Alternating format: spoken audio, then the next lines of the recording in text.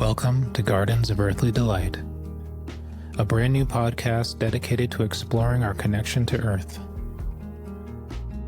I'm Andrew Valenti, and I'll be your host and guide.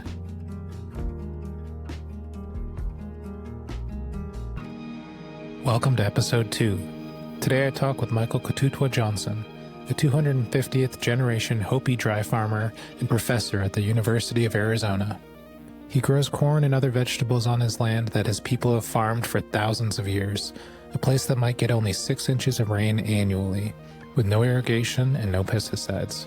He says his ancestors chose this hard lifestyle, a choice that has made Hopi culture incredibly resilient. What Michael teaches goes far beyond farming techniques. We talk about seeds as children, about planting with faith, singing to your corn, and the practice of holding seeds in your mouth before planting them. He shares a story of when he planted an 800-year-old corn seed that had been found resting in a clay pot. He says it sprouted and grew because seeds have memory, and that corn knew it was its time and that it was in safe hands.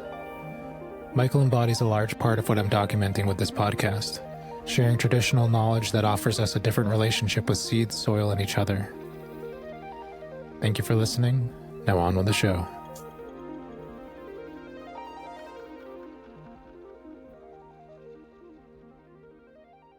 You know, Hopi to me is, and what I've understand, it's a conglomeration of many different clans that migrated to the Southwest and stopped at places like Chaco Canyon and Mesa Verde, which are very pristine areas with a number of dwellings that one time was there. And so, but it's basically a conglomeration of clans who have brought different ceremonies to form Hopi. And so when we were first being settled, we were settled in one village, and then as clans started migrating off their migration path, they would be let in only if they were able to offer that society, that community, something that could help them survive in that climate. So it's a conglomeration of clans.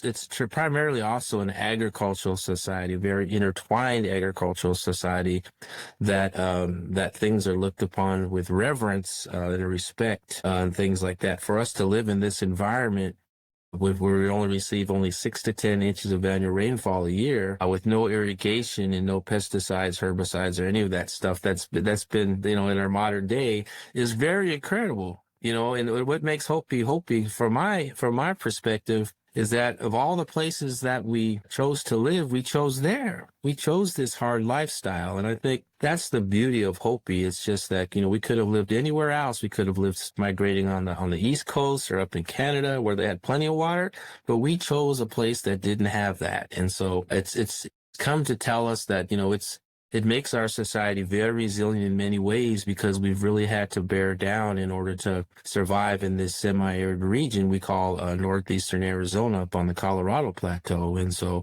it's kind of amazing. So, Hopi to me, like I said, it's just a conglomeration of different clans all coming together for the benefit of community. And some of what I've read about Hopi is they are some of the oldest clans in what we call North America. Is that correct?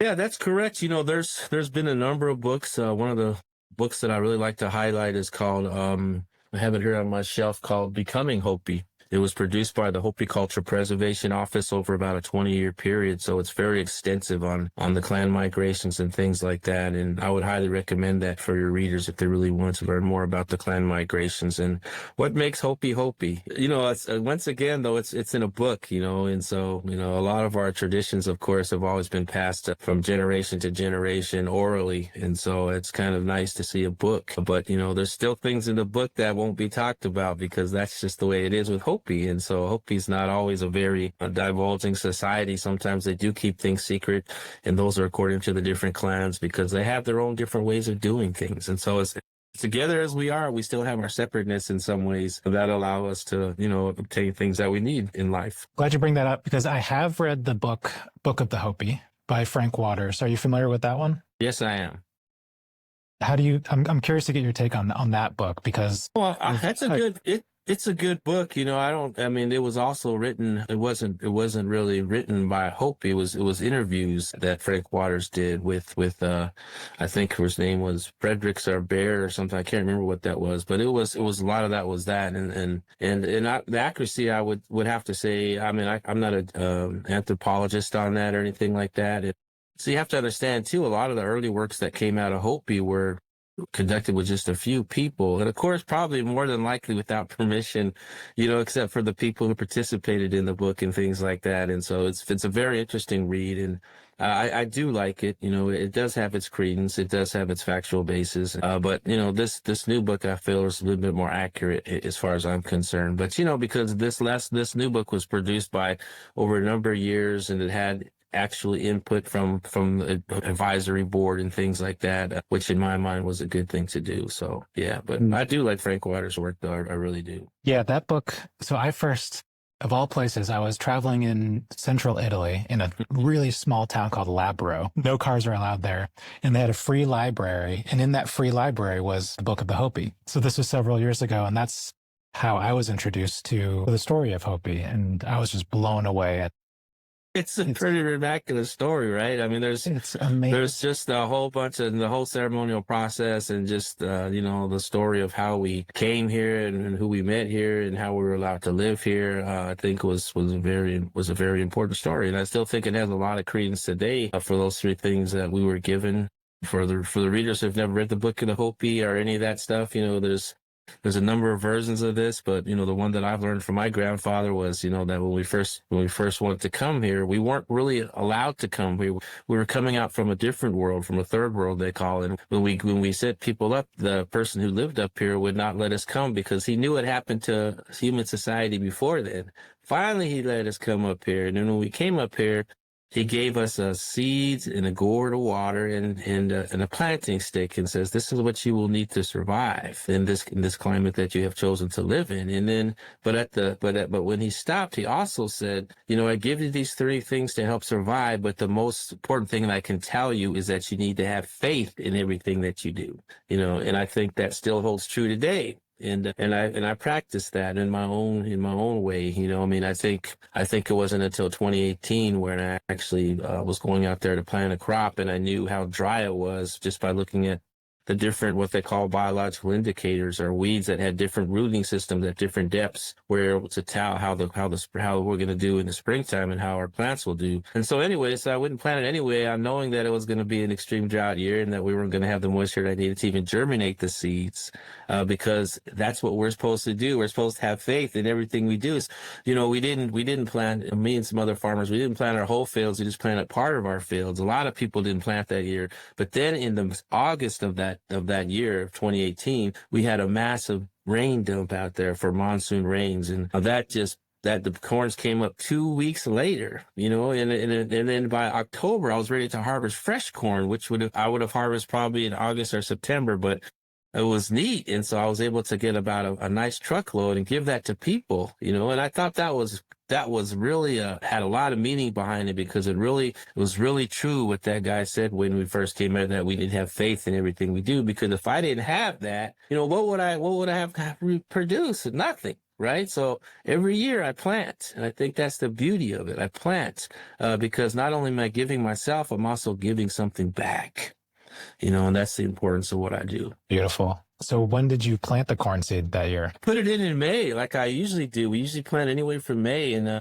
people don't understand, it's very hard to raise a crop. We don't always raise a crop out here because we don't have rain usually from like March all the way till the end of July. And so for us to grow a type of maize, that I was told when I went to Cornell University for my undergrad that I needed 33 inches of rainfall a year, and we're able to do it on only 6 to 10, is remarkable, right? It's remarkable. These are the things that these beautiful heritage varieties give to you, rather than the hybrid stuff that we're producing nowadays, which couldn't even last a week. Amazing. So it's kind of neat. You're defying the odds. I mean, at least what we conceive as the odds. Yeah, Someone said it's like, you're doing more with less. And I think that's true. We are doing more with less. And that's because we're trained and our ceremonial systems are still intact. Not all of them, but a lot of them. And so we're still able to practice what we do. And we do pray. We pray for everybody. It's not just ourselves. And so that's also another good point is that when we do these things, it's for everybody. It's to hold everybody and hold the world in balance in a lot of different ways.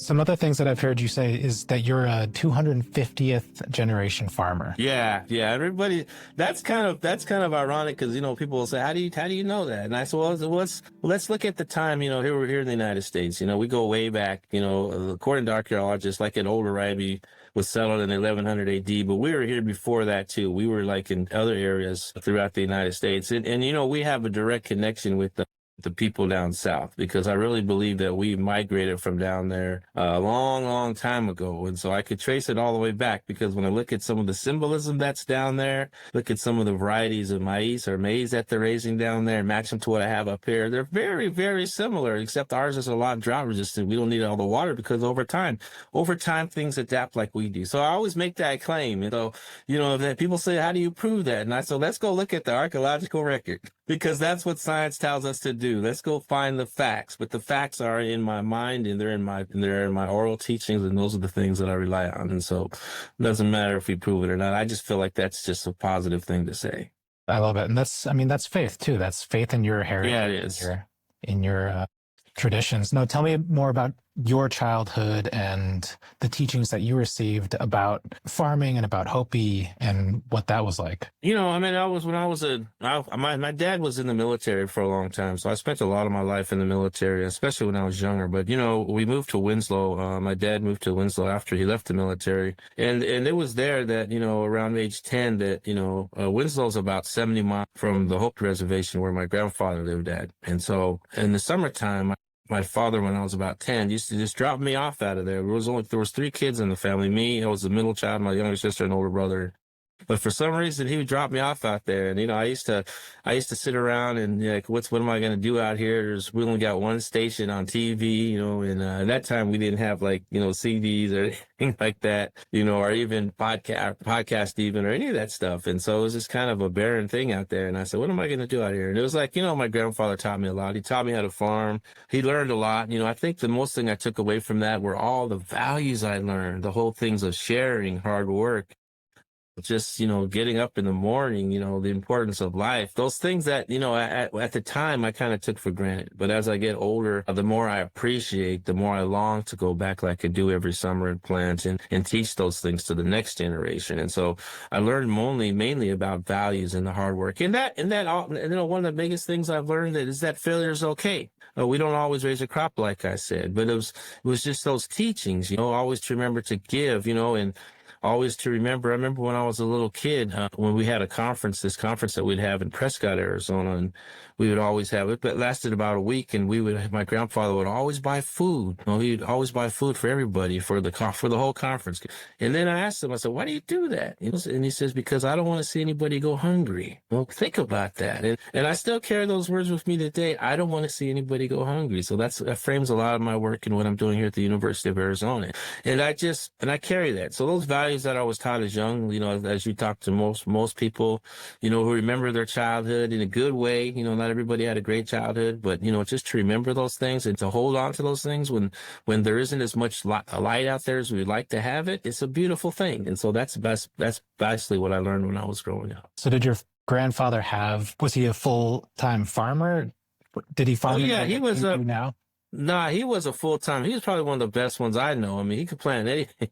Grow, and I used to wonder, how you do this? Why do you do this? Especially when he was older, he planted all the way till he's about 89, and then he didn't plant that summer, and then he passed away shortly after that. And I said, man, this guy's out there working with us, and he would just sing songs, Hopi songs to the corn and talk to the plants, and we'd get up early in the morning and go out there, and he was a great farmer, and it was just learning these techniques, and at the time when you're young, you don't really ask what you're doing. You don't say, well, why am I planting so deep? Or why do we put just more than one kernel per hole? Why do we put multiple kernels per hole? Why is our spacing 6 feet apart from our plant clusters rather than the conventional 14-inch? And I didn't really ask those questions until I went to Cornell.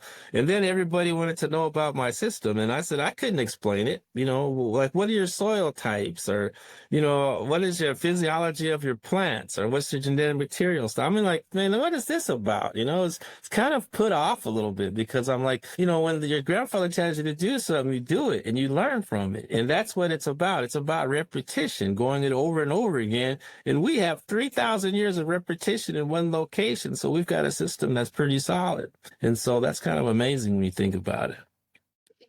So it was passed down to your grandfather from his ancestors as well. Yep. It's always been that way, and it's always been with the planting stick. We do have modified tractors now that can plant at that depth, but it takes away a lot too. And but we've always done that. I mean, some people vary from technique to technique, but it's always that beautiful planting stick and those beautiful seeds that bring life to this world.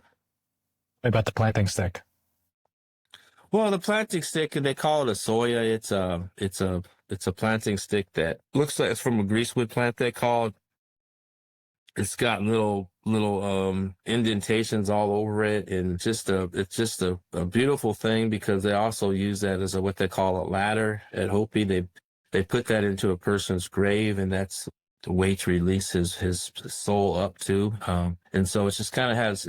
It's both signifies both life and death. And I think that's the beauty of it. It's in balance. A lot of Hopi is trying to be in balance. That's what you're trying to do with your life, is being balanced. And I think, Frank Waters talks about that, and some other authors that talked about that importance of balance and how to keep us on straight. Because in reality, we're not just keeping ourselves straight. We're also trying to keep other people in the world in line too, and just trying to make sure we have that balance.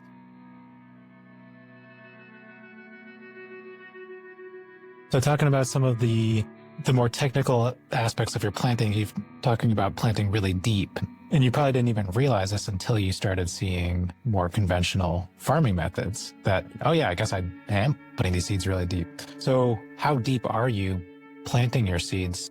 Well, anywhere from 6 inches to 1.5 feet deep some years. It depends on where the moisture is at. And you can go down there and dig that in there with the shovel or something. You can find that moisture. But a lot of it has to do with, just like I said, looking at the different types of weeds that are on the ground, if you want to call them that, or different type of plant life, because some of those have different rooting depths. And the shallowest one is called ma'uvi, or snake weed. And so that has maybe a 4-inch depth or 5-inch depth. And so it's easy when those things are green up in the summertime, you're able to plant. Hey, our moisture is not that deep, so we don't have to plant that deep, but then there's times where, like this last year again, I didn't see any of those things greening up, and I said, oh man, we're not going to have a good year. We didn't have raise anything this year. And so, and that's okay too. Like I said, it's just the way it goes. And crop failure is nothing new to us. We're not economically dependent on that like the rest of the people here in the United States who are having trouble right now just trying to sell their soybeans, and things like that. And it's just disastrous. But, I think it's just looking at the techniques and the planting depth. And, as I got to Cornell, I got to say, well, all these techniques, from the clustering to just the spacing, and the depth, it's all dependent upon soil moisture. It all has to relate to soil moisture. Even when your crops are about just a foot high, either corn crops or bean crops, whatever, you thin them out. You thin them out because that's the way you're supposed to do, to conserve that soil moisture so they don't outcompete each other. And I think because we plant so deep, at least with corn, that when you plant 10 to 12 kernels per hole at that depth, it allows them to all work together to force to come up from that depth, and they all pop up, and it's a beautiful thing. And so these techniques are very well thought about. They're very well trial and error, proven. And so they still work. They still work today. And I could just see the people a long time ago doing the same thing. So it's kind of neat to use your planting stick and your seeds. And if you need to add water, you usually put it in your mouth, moisten it with your mouth, and you put it back into the soil. And it's just the way it's been done. I mean, it's just there's something about that connection from the past to the present to the future. I think is the beauty of what we do out there at Hopi. I'm glad that you brought that up. That's something that I've been gardening for 2 decades myself, and something that I've heard and have not been able to find any information on is putting the seeds in your mouth, using that saliva, having that spiritual connection with the seed and yourself in planting. One thing that I've heard is that, and this hasn't been proven, of course, by science, but I believe it, I have faith that this is true, that when the seed interacts with your saliva, it's reading your DNA. And so when that plant grows, it's growing specifically for you to provide certain nutrients for you. So in your experience, tell me about the connection that you have when holding the seeds in your mouth and more of that intimate spiritual connection when you're planting. For me, it's just you're just expressing gratitude and humbleness by doing that. I don't know about all the DNA stuff. That's the first time I heard that. That's very interesting, though. I wouldn't. That was very interesting. So, I mean, we have a saying in Hopi says we are like corn, and we are, because all the plants, from what I understand, the words in Hopi that correspond to the different plant parts, like the stem and the leaves, and all correspond to the parts of the body too. And so it's kind of neat when you look at that. And I just feel like when you put that in your mouth, you're giving something back. You're also giving life to this, and you're accepting life, and you're exercising the true faith that you have by doing that. So to me, it's a spiritual connection, but it's also a very physical one too. And I think that's where the intimacy comes in. It's a very physical, nurturing a relationship. It's like preparing those seeds to rest in that soil for a while and then get that warmth and come up, like a person would out of a womb. And it's just a beautiful thing to think about when you look at it from that perspective. Yeah. And practically with just it's like a pre-germination. Yeah, pretty much. Yeah. If you want to, I like the science. I'm a scientist and I like the scientific terms, but things like this, I wonder sometimes, seems to me sometimes we seem to disvalidate something, or we seem to take away the importance of it, are the ways of knowing from that, because we make it too technical. It's like traditional ecological knowledge, big word out there, been out there for a while, and I call it just the things my grandfather taught me. It's a big difference, and I'm like, okay, let's look at this, and what are we doing? And a lot of it to me, nomenclature and all that stuff is very egocentrical in a lot of ways too. It's just not supposed to be like that, at least how I feel. We need to just accept things as they are and develop in their own mind, and and see the beauty of it, be grateful for it. I think that's how come we just go our different directions sometimes. Yeah. And just to bring up one thing that you mentioned, when looking for that rainfall, you're observing, right? You can see certain plants that have grown, and you come to know those plants and how deep their roots go and how much moisture there is in the soil. And that's just a great lesson in observation, just seeing what's happening and taking those cues. Yeah, I think, observation is the key. That's the key to science for let's start off with that, but it's also a key to learning how to survive in an environment that isn't really too human friendly at times. And by doing that, you're able to slow yourself down enough to say, maybe this might help us, maybe it won't, and I think that's the key to observation on many levels. And that's the beauty of it. I mean, when you're in a society that's kind of isolated apart from everything else, you really have to understand that. And I would harken back on just the value of place. When we look at indigenous Souths throughout the globe, not only are those indigenous societies have the highest rates of biodiversity in the globe, not only the biodiversity, but they also have the highest language richness in the globe that combines with that. Now you have to ask yourself, well, why is that? It's because of the relationship that has been established with their own environment over decades that allows them to be like that, that everything has a name. And so when you have a name, you have to also have a vocabulary that goes with it, right? And so it's the beauty of it. It's just I wouldn't call it simple, but it's just that intricate, and it's kind of neat to look at it. Are there any examples that you know of within the Hopi language? Is that correct to say? Is Hopi also language? Yeah, Hopi Leva'i.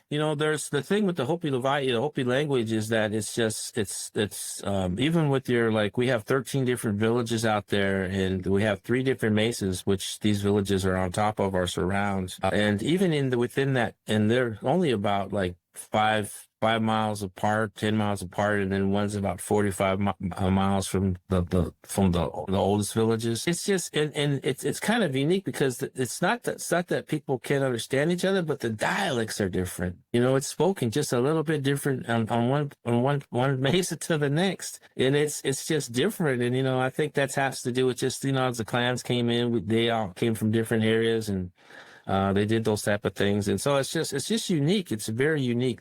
There's no future, or there's no past tense. It's all talked in the present. It's very full of adjectives. It's a very descriptive language. So like when you're going to say, when you're asking somebody something, you don't go up to them and say hello, but you kind of describe their action. Like, are you eating, like you umnusto, or are you walking around unwainama? You and then they respond back to that, and it's kind of unique like that. So it's always there. It's always in the present. And I think that's the beauty of Hopi, because when you're going up there and you're telling stories, or people are telling stories to you, it sounds like it's right there. And it's kind of neat. But it's a very life lesson thing too, because we should live in the present sometimes. It's great to remember the past, because that's where it's all at. That's what we learn from. And it's good to think about the future, but sometimes you wonder if you get caught up in the worriness of the future. So it's good to just resolve yourself in the present, plant in the present, and things will come out of that. Just your actions right now will bring forth actions after that, and it's just kind of neat. Beautiful. I love that. It's profound. It's the whole be here now thing, right? Yeah, pretty much, I guess. Someone has come up with that slogan. I always like to say to people, we've done this 3,000 years ago. Yeah. It's just, it's somebody else. Yeah. Somebody else tagged it. Yeah, it is. Somebody else tagged it. And that's true. But, I think it just gives credence to the action, to the idea of being present, being in the now. It's a beautiful thing. And it's a global lesson. Yes, it is. Now, so with that question though, are there any unique words within agriculture, or even the word for corn, that you can share? It's like, well, not when it's like the harvest. It's like the food. It's a community word. There's actually an agriculture organization out here at Hopi called the Not When Ye Coalition, which is basically that, the food, bringing the food. It's all that. That's all the combination of the harvest. It's things like that. Kai is the word for corn. It's kind of there's different variation, of course, different dialects on that. But it's just a very descriptive way of looking at things. And I think it's, they have a Hopi dictionary now, and it's good. It's really good. But the thing is with that, even then, it's just people complain about it. Well, this is written in third Mesa dialect or second Mesa dialect. See, the politics come into things too. I think that's people we don't understand. We have politics out here too at Hopi too. It's like that. It's like that everywhere, unfortunately, but it's just the way it is. But when it comes down to just getting together for the ceremonies and the social dances we have here in the summertime and throughout the winter, it's very beautiful, because people actually get together to do these things, to help each other out like we're supposed to be. We let the politics down. And we're able to carry on what we're supposed to be doing. And that to me, that's just, just trying to hold the world not only in balance, but just trying to hold ourselves in balance, especially now when we have all these modern things around us, trying to adapt to those things that are given to us, that sometimes are good and sometimes aren't.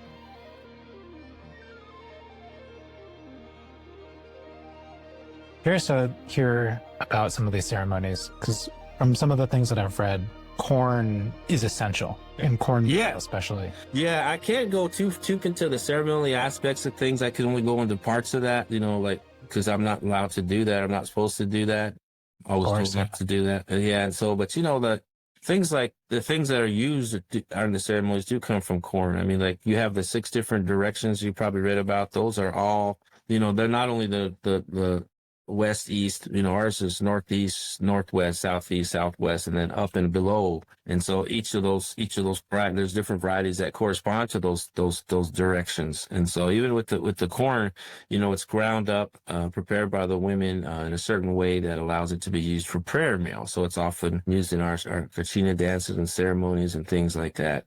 That are very important to us. It just has, like I said, that life and death connotation. Even our baby naming ceremony with our sweet corn, which I do talk about, it's just the ladies prepare that sweet corn pudding for the newborn infant, and then they have the baby naming ceremony. They raise that child up and put a small little piece of sweet corn putting in their mouth to actually connect them to where they're from. And so it has deep meaning in it. And one of the ladies was telling me one time that she was approached by one of her friends who, just was kind of having a good, not kind of laughing, but just kind of saying, hey, you guys must be trying to really protect your corn. You got these streamers out there and all the stuff. And she says, that is kind of funny, but she said it's not that funny, because she says, if a farmer doesn't raise a crop, if the men don't raise the crops, then where are our ceremonies at? I mean, even she says, even like when we have these weddings, they have so much, these Hopi weddings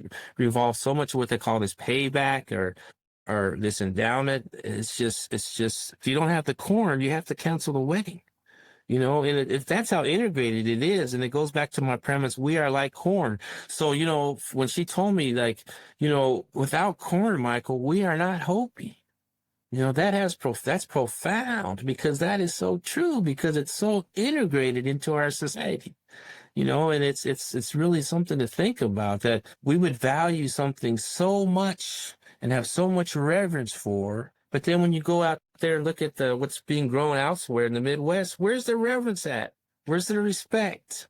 Where's your tie-in? And to me, if you're a society that needs to survive, you need to have that tie-in. You need to have that disciplinary approach and those values associated with those things that give life to everything, not just the wallet. And that's how I look at it in that way. So Now, as a corn farmer, do you distinguish certain areas of the field that will be ceremonial corn, or is it all planted with the same? No, it's all planted with the same. It's all planted with the same, and it's the women who have the key part in that. We're out there maintaining it and making sure it grows okay, and keeping critters and stuff like that at bay.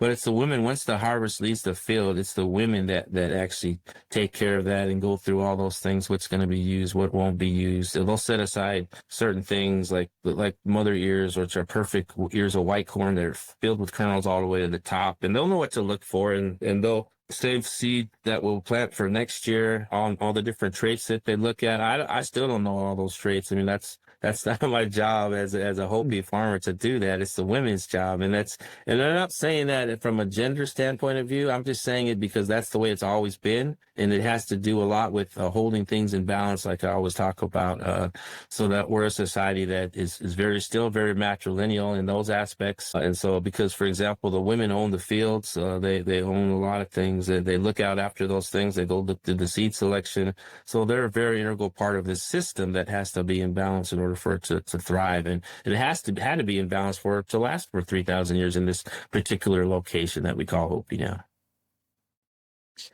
And in all these 3,000 years, has this land always been so arid? Yes, it has. I don't, the story is that my grandfather, we used to have a little bit more rainfall, and also the washes that cut through there seasonally, like during monsoon rains, have cut down really deep. And so it's not as well inundated with moisture as it used to be. Things have changed over time. I mean, we've had periods of 200-year droughts out there at Hopi, and we're still out there.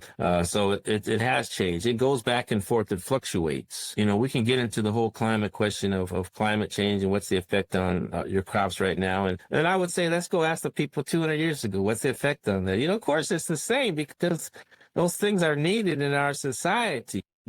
I'm not one to bash climate science and say, this is just another cycle, because I believe we are contribute to it in some ways. But I just feel like, when you go out there and you talk to the Hopi people and you say, look, you guys experiencing climate change. A lot of them don't even know what that is. It's not because they just because they've experienced these things before. They were told these things were going to happen. So it's all about that too. It's this lived experience that over 99% of the United States has never been through. And honestly, we're not telling people how to adapt to these things. We're just putting up scientific stuff that says, okay, we're proving this. Yes, climate change is happening, but what are we showing? We're not showing anybody how to adapt. Hopi's always adapting. Most indigenous societies are always adapting because they have to. in order to survive. And they have the knowledge and the experience from past times that they can bring that back forth again. And that's the beauty of it again, too. It's just looking at things differently. It's not everything's just open and shut, so we have to kind of look at that a little bit. Yeah, I mean, change happens. Change does happen. My God, it happens. Well, it's what we do about it, and what we tend to want to do about it is the important thing. Do we sit there and just feel sorry for ourselves, or do we get up and try to do something different? It is relative, and I think it's a beautiful thing to look back at a culture like Hopi that goes so far into the past. That's just seen so much change. And like you said, there have been 200-year droughts. That's, not one person is going to experience that 200-year drought. Oh, it's not. That's many generations. And so it's all relative. We just need to live with the earth and how it's doing. Yeah, and and I think some of those droughts, and things like that. There's always been somebody at Hopi, but some of them had to also go to other villages, like in New Mexico, to stay over there for a while so they could raise things, right? And so it goes back to that. You don't just go wandering around the wilderness out there. You go find community that can help you. What's the old saying? A village raising a child, or something. It's true. We need to take care of each other. And so when things happen, you go over there and you say, hey, this is going on. Can you help us? And there, yeah, we can help you, but you're not going to get help if you just sit there on the rock. I don't know. Maybe you create it yourself. I have no idea. But to me, that's the importance of community. It's understanding that. And Hopi's deep in community. They're deep, and that's the importance of that too. It's, I love individualism. I'm an individual sometimes, but I also understand the importance of putting the community first and what it takes to do that, and the sacrifices one has to make. Because, when you do those things, you're not only sacrificing, your ideals, but you're really also building up yourself too. You're allowing yourself to put on those things you need to help other people and create opportunities by doing that. And that's what I like to do most of the time. And by branching out, by traveling to a different state, or, many hundreds of miles away, you're going to be returning with new information. Yes, you will be, and some food so that you can eat and survive, man. I mean, that's some food. It's what it is. And so, yeah. Now, you have a story about an 800-year-old corn seed. I do. I'd love to hear that. Well, it's been published, in a couple of, I forgot what here on the University website, and then another, I forgot what the name of that, Good Food Arizona, I think that's the other place. But it was just, this was seed that I was heard about, and then I happened to, from a colleague of mine up in Flagstaff, and she told me of this guy who she had been given this seed by a guy who she knew, who was kind of like just getting older now. But apparently what he did was, when we have this place out here called Lake Powell. It's up on the Colorado River. There's a dam there, I believe it's Hoover Dam, that back in the 60s. Glen Canyon had a dam put in, but before that dam was put in, they did an archaeological investigation, and they found over 2,000 archaeological sites. Those are just the ones they found. And so as that dam was built and then that water started to rise, there was a gentleman, he spent about at least a year out there, if not longer, kayaking, living out there. And as the water level started to rise, he looked in the distance and he saw some caves up high. And so he kayaked over there and he walked in there, and he said that in the sand, buried down deep, were these corn cobs. And I don't know how he found them, but he did. Maybe it was a jar or something like that. But he found these different corn cobs, and they're these really small little strawberry vanilla colored corns with small kernels on them. And then he said he took them out of there and he kept them, and he gave some to her. He actually grew some out too. And so, but I was able to get a hold of those, and then took them home to Hopi, and I planted them. The first year I planted them like I would everything else, 6 inches, 8 inches down, and they never came up. And so the second year I got to thinking, well, this was on the Colorado River at the time when they would have planted. The water would have been subsided. They wouldn't have had to go that deep because there would have been plenty of moisture in that soil. So that last year, 2 years ago, actually, I put them in only about an inch deep with water to wet the soil, and they came up. They came up in about a week, 2 weeks later, and I nurtured those puppies. Out of the 8 to 10 kernels I put in there, I maybe had 4 come up. And I nurtured those all summer long and put cages around them, and they got to be about 4 feet. And then he produced those beautiful strawberry colored ears, and I got to thinking about that. And so, just recently I went to the archaeological museum in New Mexico, and I was looking for seeds because it's part of my study and what I do. And all they had was burnt cobs. But those cobs, when they brought them out, were those small ones again. And I'm like, man, this holds fact, and it's just kind of neat to think about that, these corn seeds that I have memory, it goes back to that, putting that stuff in your mouth. They remember, and when you're there talking to them and they're nurturing them, they know you give a dang, and they grow, and it's kind of neat to see that and to harvest that. And, towards the end of the season, I put these cages around. Then one summer I went out there or one day I went out there and somehow I can see some of the cob was starting to get eaten. And I said, I just harvest them right away. Cause I said, man, I can't wait all the way because I got to get them out because these little rats that get in there after them. And so it's just like that, you take care of your kids, right? That's why I look at corn and all my plants. They're like children to me. So I take care of them. And they gave me those beautiful things. They made me feel so happy, just like children again. It's the beauty of that. It's the beauty of holding that little cob right there in your hand and knowing it's going to be safe. I think that's the beauty of it. It is. There's so much satisfaction in growing your own food. Oh, yeah, there is. And it's just I can't express myself enough, to see the change in people's faces, even when they go to an apple orchard and pick an apple or like you said, have a little garden if they can and harvest something and put that on the table. It's a lot of hard work. It's not an easy thing to do it that type of way. Especially gardening, as you've got to deal with pests, weeds, everything else like that. And then sometimes things don't happen. They get destroyed. And then you're like, oh man, but you never give up. That's the main thing. You never give up. Just do it again. You'll get it there. You'll get it. Yeah. This is something that I say a lot and I like to say it all the time. But one thing that I wish is that everyone in the world, at least once in their life, to grow a garden. Yep. For many reasons. But the two main reasons that I believe is, one, so that you have that satisfaction of eating something that you grew yourself. Mm-hmm. But then two, so that you know how hard it is to grow something. Yep.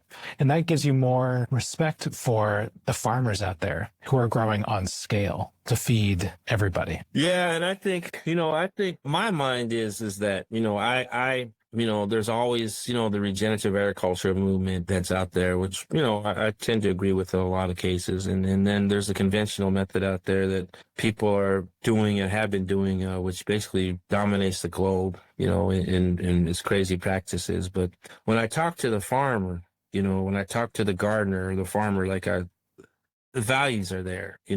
They're doing this because they're trying to survive. They're trying to feed their families. That's what they know how to do. To them, it's an honest way of making money. And I appreciate that. What I don't appreciate is the corporations that get in the way that tie them into this system that is basically based upon quantity and efficiency that sometimes hurts those values. And that's where I'll take them. So I'll never get on the air wherever I'm at and bash a conventional farmer for farming, because that's what they're doing. That's what they've been taught to do. Now, some of them try to move away from that, and I praise them on that. But we have to remember here, the regenerative agriculture is not something new, okay? It's not something new, and it's basically designed to fix something that we as human society have messed up. It wasn't the indigenous farmer or the beginning farmer who overblasted their soils or who did all that. We're just trying to fix it, right? And and that's what regenerative agriculture, it's a beautiful way of doing things, but it's basically a self-repair type of activity now. And, but we need to go back to that because our soils have life. They're important to us. They also that whatever our plants, whatever we raise is uptaken by that plant. And so basically it goes back to those saying we're eating what we grow and what our soils are giving to us. And so that's why it's important for that movement to try to repair the damage that we as human beings have caused. And so that's I'll leave it at that. Yeah. Well, I think the important part of that word is the because like you said, repair, regenerate. Yeah, It's a return to the way that things were. Supposed to be, yeah. But it's a hard way to return because, we're so, like you said, you wish you could have every person experience that. Imagine if we had every person gardening if they could. Where would we be? We'd be a lot healthier. We'd be a lot more communicative. It'd be a lot, in my mind, it'd be a lot more a better society, and that's the way it is. But your idea, I appreciate that. That's a good way to look at things. Well, I agree with you, though. I mean, I think we would be in a much better place if more people were doing this. But also, looking on the bright side, the conventional methods have only been around for so long. They haven't been around as long as Hopi has been farming in the natural way. As long as human beings have been farming, Yep. The conventional, the pesticides, all the chemicals, and even the deep tilling of the soil hasn't been around that long, Nope. In relation to agriculture itself, it's a tiny fraction. So our return, from my, hopeful perspective, isn't that far off. The return to regenerate. No. Yeah. I don't see it that far off either. I just feel like, we're a society who's governed by choice, and we're a society that's governed by self-will. And so, a lot of our natural instinct is to accept those things that are given to us all the time. We're inundated with marketing. We're inundated with all these different ways of doing things that it's becoming harder and harder to make the right choice. And it seems like we're being removed from those things that you're talking about, and we don't even know it. We're just falling in line, and we gotta change that really quick. Otherwise, it's not gonna work out too good in the end. And so, but I don't want to be a doomsdayer either. But I just feel like we really need to just kind of look within ourselves, slow down enough. I mean, I think that's half of our problem, right? We're always rushing. We don't slow down enough to actually watch the little bug cross the road and just see what it'll find on the other side, right?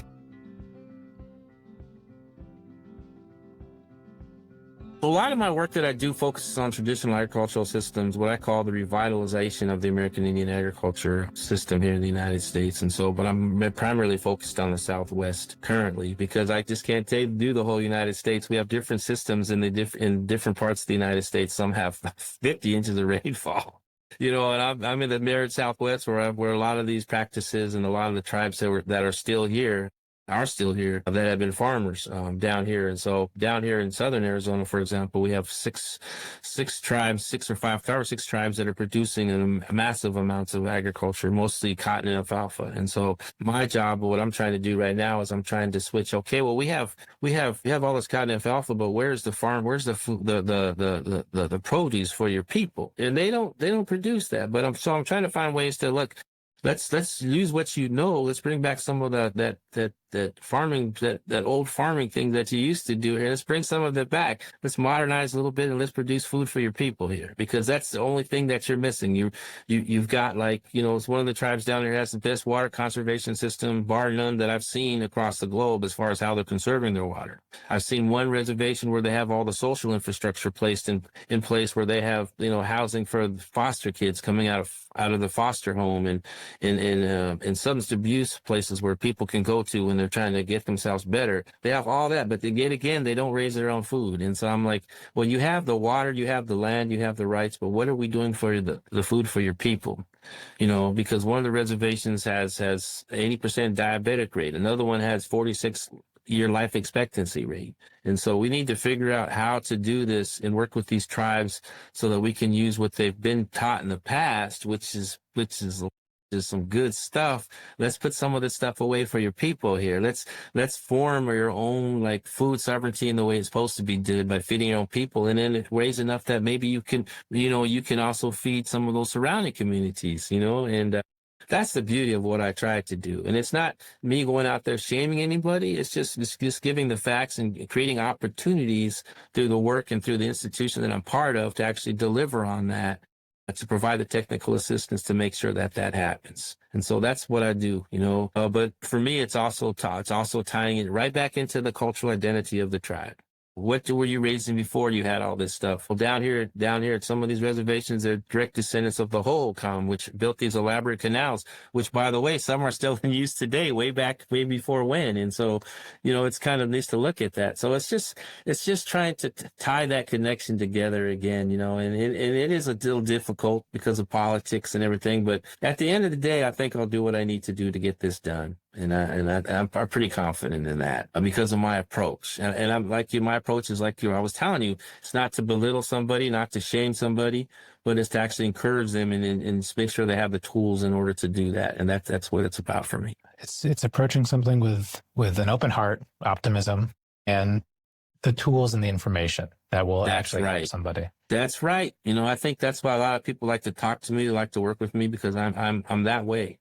I don't tend to judge. I do have my own ideas. I'll never sacrifice my own integrity, but for the most part, it's just, helping people. And it's reminding myself of what it's about. It's reminding me of those lessons that I talked about that my grandfather taught me, the sharing, the encouragement, building people up. It's about that. And that's what it's about for me. And I don't know. I can't get any clearer than that, I don't think. Now, one thing that I've seen is I even had this here in Italy. I'm finding Hopi seeds available through many different seed producers. And in Italy, I grew some Hopi black seed sunflowers, which did really well. So I'm curious to get your take on how you feel about these ancient Hopi seeds being spread around the world, and what's your take? Well, my take on that is, I just feel sometimes that, I'm not a big person of exploitation, and I don't want to go too deep in that part of the conversation, but I just feel like, a lot of these companies that produce these things, for one of all, they don't propagate them properly. They make them water dependent. That's the first thing. The other thing is that they do fulfill the part of something that we should be doing, and that's preserving our own seeds. Unfortunately, we don't do a good job of that at Hopi sometimes, and so I can see the value in that. But at the same time, I'm wondering, well, where's the benefit to the tribe who's taken 10,000 years or longer to develop these seeds so that you can have those seeds to grow? Are these same companies helping the tribe out financially? Are they working with the number of nonprofits that are out there to show them how to do these things? I don't know. And so I'm just kind of have mixed feelings on that topic. I know it's important. I know it does bring recognition because these are Hopi seeds. Are they really Hopi seeds after they've been taken away and basically handled like commodities? I don't know. It's just kind of a, I don't want to sound too negative either, but I just have a mixed opinion on that. The beauty of it is that, these people can see what Hopi is, but do they really understand what Hopi is? I don't know. I have a new paper out now looking at, that's called The Seed is Law, that I did a joint paper with a Regents professor over here, who happens to also be my partner. And we looked at the whole thing of intellectual property and where seeds fit into the global thing and where they fit here in the United States. Here in the United States, we just don't have any rights because of different acts that have been agglomerated that keep us from exercising intellectual property. But one thing I am doing right now, and I'll tell you about it, is I'm looking at trying to frame these indigenous seeds here in America as cultural patrimony under what they call a federal regulation called the Native American Grave Repatriation Act. But I'm also taking it a step further. Once I get tribal permission, and then I'm going to start genetically sequencing these to create matches to show what the genetic sequence shows for these new hybrids that have been coming out for the last 50 years for the concept of benefit sharing. So what happens if you see Bayer and they have like a short corn drought resistant variety, where do they get those genes from? Under United States law, they don't have to have that. Under international law, they have to say where that came from. And so it's just trying to work with what you have, using the Western system through law and things like that to try to create benefits for your own people. I'm never one to try to stop research. That's not my job, but my job is to create benefits so that these people who took years and years to raise these crops can share somehow. I don't know what the sharing would entail, but it's just my idea of bringing recognition where it belongs, and that's with the women of our societies who took countless years to raise this to what they are right now. Kind of a long answer. No, I mean, that's great. And I want to get more into it because, as a grower myself, I have my own connection with the plants that I grow. regardless of where the seeds came from. But when I do see a Hopi seed or an ancient variety of something, be it from Italy or elsewhere, Yep. I have deeper reverence for it. You should. For me, as a grower, and the other thing is I understand that certain plants hold deeper meanings and deeper significance. Yeah. Yes, they So, do. Yeah. like another thing that was available was a Hopi tobacco. And I thought that that's a very powerful plant. And almost in a way where, am I allowed to grow that? I honestly don't see anything. I honestly don't see anything wrong with growing anything. I mean, that's just the way it is. I mean, Hopi's been trading for years. And the problem is that, if you're benefiting yourself, I think that's great. But if you're taking that product and making it into commodity and selling it for more than just yourself, I think that to me, I have a problem with that. For an example would be, a few years ago down here in Sedona, we had a gentleman who got into the whole concept of the weepy, or of the sweat lodge ceremony. He would invite people in, and what happened to that? He wound up overheating, and like 8 people died inside this sacred place, and it's because he wasn't supposed to be doing that, but he was doing it because he was taking that culture and he was selling it. And that's something I was totally against. Now, if you raise your own seeds in your own place, that's fine. That's for you. That's for your benefit. You're healing yourself. But when you step out of the bounds and you start pretending this and that and benefiting from that, not knowing what the results are, not knowing who the person you're giving that to, then I have a problem with that, because that's what they call, I forgot what the word of that is. I wouldn't call it exploitation, but I forgot the word it is. But it's just something, but I just don't like that at all. It just irritates me a little bit. But when you're doing it for yourself, I don't have a problem with that. I mean, we've always traded seeds. Seeds are great. I mean, I have an initiative that I'm trying to get off the ground here in Tucson called One Seed, One Child, where I'll give those children seeds to plant on their first day of class with a cup of soil, some water, and let them plant on it. And that's all I want them to do. And that's the beauty of it. But yeah, I guess I do have appropriation. I guess that's what it's called. But, I just don't want to, get too involved in that, and I'm very hesitant on doing that, even with my own stuff, because that's not who I am. I was given these gifts by my grandfather and the people around me to share these gifts with people. And that's what I do, but I'm also one to stand firm on my integrity and my beliefs that, this is not for that. It's not to go out and make money. Even our own people, we frown upon people who actually even sell their corn, because that's not what it's supposed to be. But I can understand why some of them do that, because there's the money, they need the money because we become too dependent on things, that we probably shouldn't have had in the first place. It's just, you have to ask yourself that, though, when you're doing these things, what am I doing this for? Am I doing it for myself? I want to learn, that's fine. But are you doing it to do this, to make yourself some kind of shaman? I don't know. I don't think you're doing that, Andrew. I think you got a good heart too. I'm just sitting here talking to you, listening to you. Yeah. Your intentions are there. So, you ask me these questions, I'm going to respond like that. So that's how it is. But, I'll just leave it like that, man. Yeah, that's what I mean. It makes me think about, the ayahuasca ceremonies and how popular those have become in Western culture. Yeah. It just seems you have to. Yeah, I honestly think they're beautiful in some aspect, but you have to look at what are the results going to be. You're tampering with something that, in my mind, could be dangerous, and it could come back in a negative way. But and sometimes, even at Hopi, we have some of our prophecies say that these things will eventually fade out, and that we're not supposed to try to renew these ceremonies anymore, because that's their time. The time's come to the end. And sometime we'll have a new beginning again. We'll enter a new world, and things will start over, and so you just have to look at it what it is. And we, that's the beauty of choice and free will, as much as negatively as I hit it earlier, we do have that. And so, but how we use it is a whole different world out there. It's a whole different ballgame. We can play Star Wars here and go on the dark side. I don't know, it's just different. Yeah. Well, that's a beautiful thought, though, because, some things just have their time. And it's hard for us to even accept that. It's hard for us to accept that, right? We can't overcome, like, what if I don't have this? What if you don't? What are you going to do? I don't know. So Something else is just interesting. Yeah, it's interesting happen. to see. Something else will fill it up, man. Trust me, we've got so many things to fill up our lives with right now. It's incredible. So yeah, so then in terms of growing these ancient seeds and for the sake of keeping these seeds in the world, because I find that to be so important. So it'll be more of the seed sharing. You know, if I were to grow these black seed sunflower, the Hopi sunflowers at my home. Yeah, that's what it's about. Seed sharing. But see, here's it. Let me interrupt you real quick. Coming back to what you said, you know, we have all these seeds, we're growing all these seeds. It's very important to keep them going.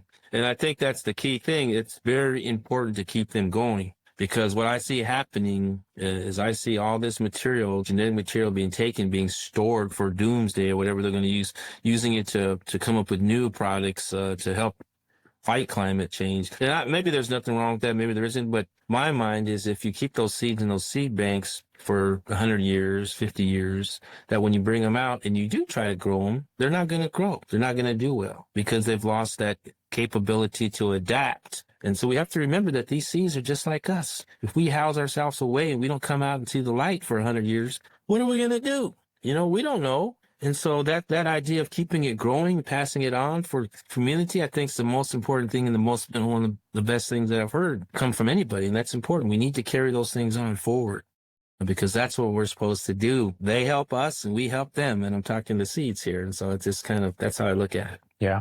I mean, they are adapting. And you look at human beings, we've adapted so much. Yes, we have. Our bodies have changed. You know, we're a global species now. So the seeds are adapting with us. So I think that's a great point to make. A good point. Yep. But it also, you know, I'm curious though, it almost contradicts your 800-year-old corn seed that you grew.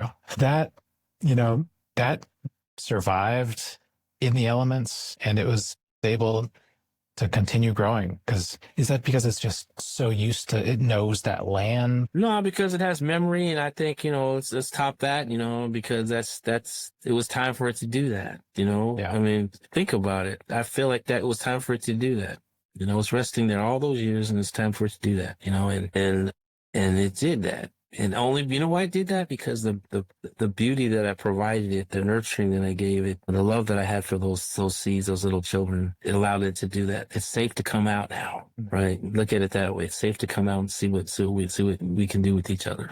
That's the beauty of it right there. You think about it, it's deep. It is. You know, I practice a lot of singing to I like to speak and sing to all the seeds that I put in the ground. You should. That's beautiful. Is there anything is there anything that you would be open to share that you do specifically, or even a traditional thing that you do within your planting practice? No, I like to sing. I like to follow the steps of my grandfather, sing the different songs out there.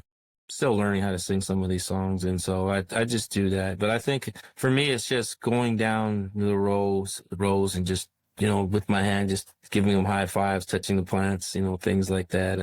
Making sure they're okay, especially even though after some of the monsoon rains, some of them do fall down and just picking them up, giving them a big hug and, you know, stacking the soil around the base again so they can stand up straight. And, you know, it's just that. It's just nurturing. I think it's just, like I said, they're children to me. And so you got to make sure when they fall down, you pick them back up, you know, keep them going, you know, and it's the way it is. And the beauty of it is when you do have that harvest, you bring that in, you peel back that husk or you harvest those beans or squash and it's amazing, you know, and dry out the seeds and there, you know, wow, look at this, you know, look how much it gave back to me because of all the care and nurturing that I was taught to do with that. That's the beauty of it. And I think, you know, for people to have that connection, it's hard for people to fathom that, but it's still there. People still do that. You do that. There's other people that do that. I do that, you know, but to get to that level is very sometimes difficult because we get in our own way. And that's the problem. We get in our own way. What's one of your favorite food memories? I honestly like roasting corn. You know, I think it's just, I built my own pit. You know, my roasting pit's made out of stone in the ground, about 7 feet deep, and it just took me 3 or 4 months to build that, cut the stone and put it together with some guidance that I had, and then roasting that corn, having everybody come around when we open up the pit to take the corn out and to to take the husks off, and it's just a community affair. People come, families come, and we share, take it apart, and then it's transported to the person's home who sponsored the event, and then it's hung up to dry for 30 for about a month, and then it's packed away, and then 3 months later, you have corn at the table in the middle of winter, and like, where did this come from? We dried it up, we just boil it back up, and it goes back up to where it was when we put it in the pit. It's a preservation thing. So that's kind of my memory. That's one of my favorite. It's just that whole, not necessarily just the one detail, but the whole process of roasting corn and what it means and the value behind it. That's pretty much my favorite memory. Just roasting Hopi corn and just talking with each other, sharing things, telling stories and joking around. It's the way it's supposed to be. It's a harvest for everybody, not just one person. And I think that's the beauty of it. So that's what brings me and drives me a lot too. So yeah, thanks for asking that. Oh, well, now I'm curious to ask more though. So it's so it's a 7-foot deep pit. Mm-hmm. So explain this to me a bit more. I'm trying to visualize what this looks like. And it's usually planted on the hills because you have what they call a nose or a vent. And so you have a pit that's lined with stone, thick sandstone. You have a beautiful base down there, which is another type of stone. And under that stone, you have sand and sometimes ashes. And then it's built up about 18 inches. And then these rocks are built around. So it looks like a bell shaped on the inside. And then in the vent on the bottom, and then you just start your fire on top. It falls in there, and then you keep adding wood to it. And then after a while, it turns black, and then all of a sudden the walls start getting whiter because it's getting hotter and hotter. And then so when that white line gets all the way to the top, then you throw all your and the coals burn down some. You throw all your stalks in there, maybe 5 or 6, and then you put all your corn in there, in the husk in there. You seal the top, and then you seal the bottom where the vent is, and you just let it sit in there all night. So you finally get that thing going about 4 or 3 when you start throwing all that corn in there, and then you bring it out early in the morning. Usually somebody gives a big blessing and invites not only the people, but all the spirits around to come eat. Let's eat. That's what it's about. And you harvest it, and you take turns going to the pit and pulling it out. It's a fun event, and it's just a good thing. But that pit, when you preserve that corn that way, especially our sweet corn, because we don't irrigate, it's not waterlogged like the stuff we buy in the supermarket. It lasts a long time. When I was a boy, when I was 16 years old, I was cleaning out my grandfather's basement. I always seen some stalks, some corn hanging in it. We'll throw it out and threw it out on the ground. And my aunt saw me do that, and she came over, got after me. She says, "Don't do that." She said, "We got that 20 years ago. We'll just bring it over tonight. We'll eat it." And so she did that. She soaked it in water for all morning, and then she boiled it back up in the evening. We had it for supper. And I'm like, man, that's neat. That's real food security. Because of the methods that we use, right? It was preserved in that dry climate with hardly any water or any man-made irrigation systems. And that's the beauty of it. It just preserves that way. And so it's just kind of neat. Most of the time, I'm just trying to, take care of my own community. I think that's one of the things too. I've had one of our native chefs. He's kind of sad, and he quit the native chef business because he says, all these people are making, I'm making money here, but my own people are malnourished, and he felt kind of bad about it. And I said, well, that's your choice. I don't see anything wrong with what you're doing, but I can see, but it got heavy on him, because it's like when you get to the level like he was at, where you're just making this cuisine for catering to rich people, and you're well known, you tend to lose sight of what's really important in life. And for him, he still had that inkling in his heart that this is not what he really wants to do. He just did this, he got famous for it, and then he says, now I'm going to go back to doing what I was doing, because that's to help try to feed my own people. And I admire him for that. We all have our own decisions and things like that. But yours, my friend, Andrew, is just, I don't know if you have a family, but if you do, always take care of that family and just keep gardening, brother. Keep gardening, do what you do, because that's where the happiness is at. It really is.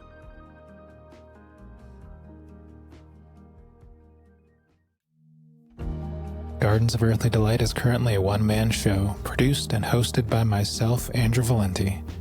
All the music you heard in this episode is by Constant Smiles, including the theme song titled Time Measured in Moonflowers. The Gardens of Earthly Delight logo is designed by Hunky Kitty. All relevant links to this episode can be found in the show notes and on our website, gardensoferthlydelight.com. Please show your support by leaving a 5-star review, subscribing, and sharing this podcast far and wide. You can also subscribe to our Substack, where you can get exclusive content and bonus material that didn't make it into the final cut. Our social media is at Gardens of Earthly Delight Pod, and you can find me at andrewvalenti.av. Thank you for listening, and we'll see you next time.